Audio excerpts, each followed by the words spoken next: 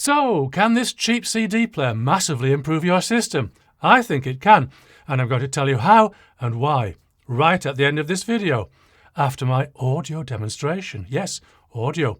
But first, let's unbox it.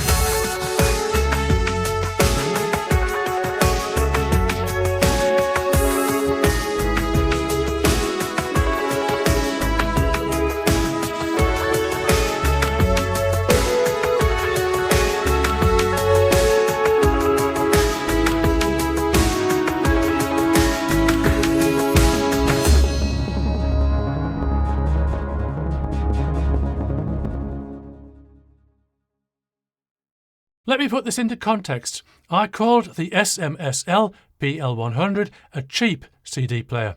I lied. It's an inexpensive CD player. See the difference? I see a price of $105.99 USD today, which I think we can definitely call inexpensive. You could pay up to just about anything you like for any item of audio gear. But let's dive in and see what's what, and perhaps what's not. First, my unboxing. The sharp-eyed among you might have noticed that I didn't remove the plastic film covering the front panel. That plastic film that we've grown to know and love ever since Apple invented it for the iPhone. Okay, they didn't invent the plastic film, but they surely did invent the cultural ritual of removing it. And hey, they're to blame for all these unboxing videos, not me. Anyway, I looked carefully and I couldn't find any kind of tab, so I wondered whether it actually was a removable film. Not wanting to make a mess, I left it on for the unboxing. But yes, it does come off. Phew. Also in the unboxing, 4 stick-on rubber feet. But it already has feet. I don't mind. Audiophiles will be able to test the difference in resolution between 4 rubber feet and 8. And of course, they will surely hear more butteriness in the mids, or something like that. Okay, it isn't the 1980s anymore, and no one's going to get excited about a CD player. But when I was offered this for review, I thought, why not? It would be nice to have a handy CD player for when I need it. And I've had quite a few S.M.S.L items across my desk, and they've always been very pleasant. I'll just throw in that there's still a lot to like about CDs. For me, though, I found that I just wasn't listening to my collection of somewhere around 1,000. I have kept a few of the best, which I also seem not to be listening to. But it does happen from time to time that a CD comes my way, and I want or need to listen to it. That's my perspective at the moment, so a handy player for me is absolutely a good thing. Let's take a look around the back, where we'll find out what's not about this device. I think I'll approve of the USB-C connector for power. I'm not alone among reviewers in disliking wall-wart power supplies, and I always prefer a mains input. But so much of our tech is USB powered or USB chargeable, I'm coming to accept it as acceptable, maybe even likable. And so we have analog RCA outputs left and right, coaxial digital output and optical digital output. That covers everything, doesn't it? Well, not quite. You and I might have expected that USB-C connector to provide a digital output, but nope, it's just for power. It's worth saying that the power requirement is 5 volts at 2 amps. It works with my Mac fine, but you might want to check whether your computer's USB ports are up to it.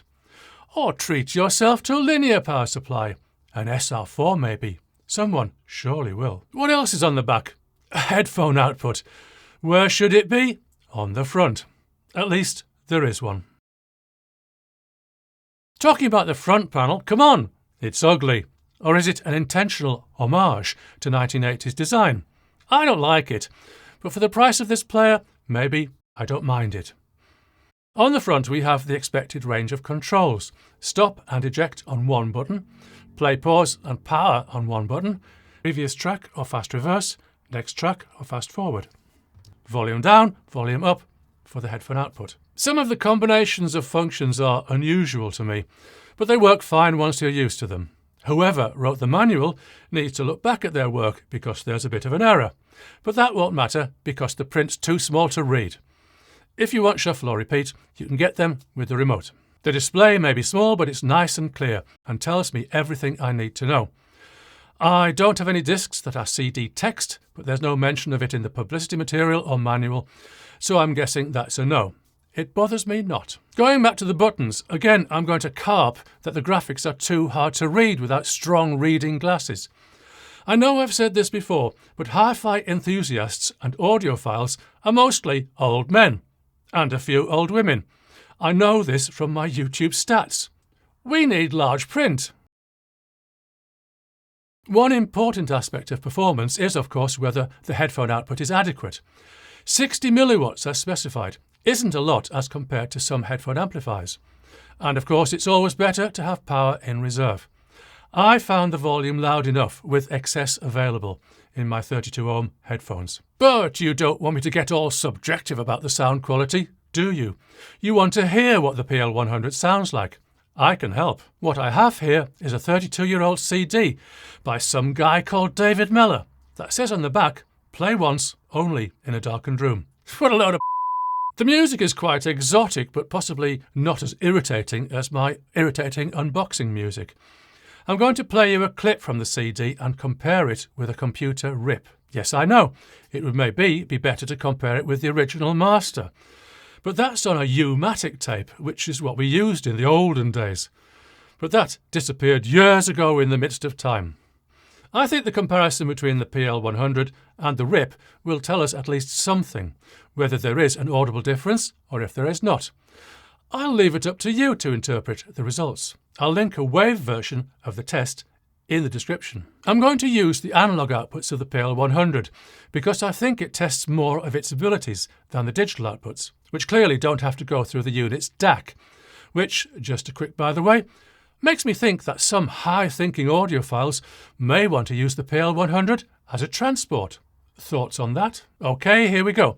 Since I'm inputting the PL100 via analog, I've had to match the levels as best I can. I've recorded in CD standard 44.1 kHz, but 24-bit to give myself some headroom to match the levels.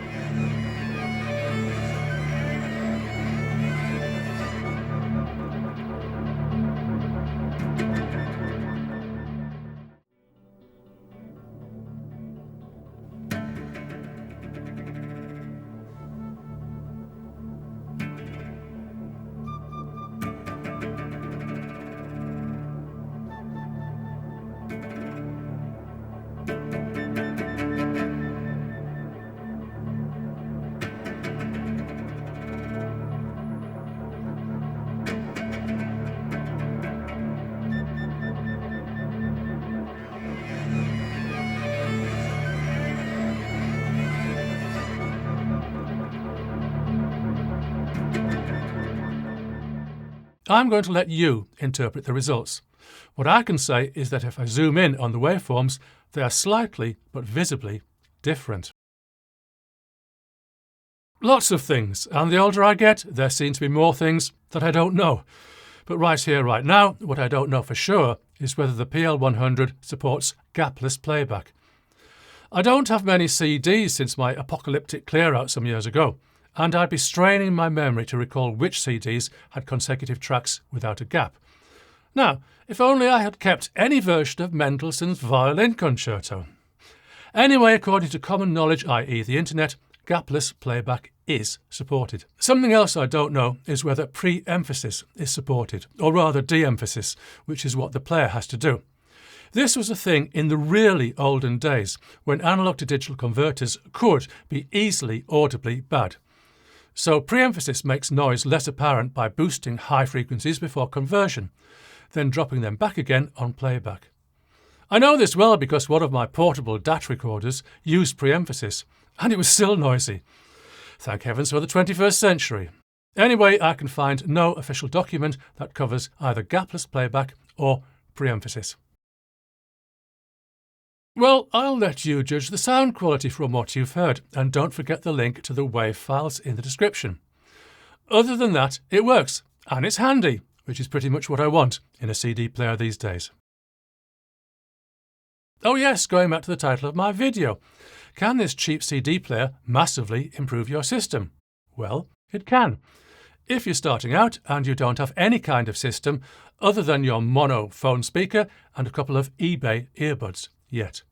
Or if you're setting up a second system. Second system? Who wouldn't want that? I have 4. Thing is, the median price for a CD player estimates at around $700, $800, $900. And the S.M.S.L PL100 costs $105.99. Call it around 100. So if you were going to spend $900 on a CD player, you can spend just $100. Then you have $800 to put into your speakers. Believe me, you'll get far more of an improvement. Massive. See you soon.